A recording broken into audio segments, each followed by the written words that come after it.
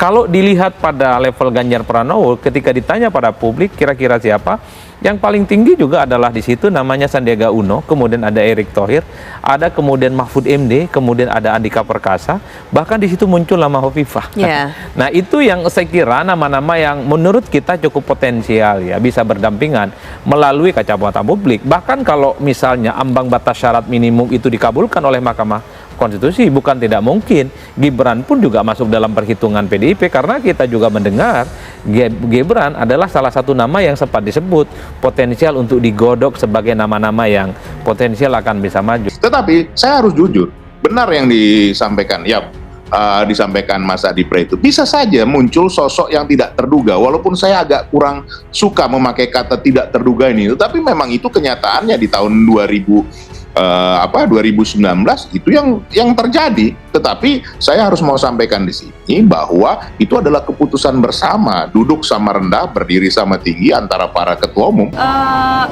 Ada permintaan pastinya, Mas, kita nggak bicara politik praktis waktu itu, tidak bicara politik praktis karena di depan ibu saya.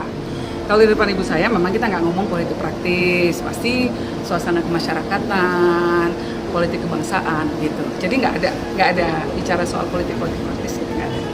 Yeni Wahid masuk daftar Capres Ganjar Pranowo. Jubir, wajar tokoh perempuan dan darah biru NU.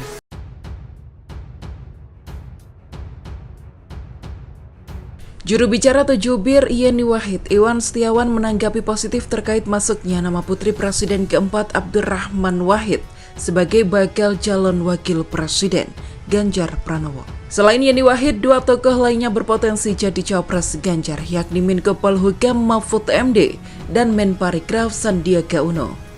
Menurut Iwan Setiawan, masuknya nama Yeni Wahid merupakan hal yang wajar, mengingat dia saat ini merupakan tokoh perempuan yang konsen terhadap isu-isu kebangsaan dan memiliki track record yang mumpuni.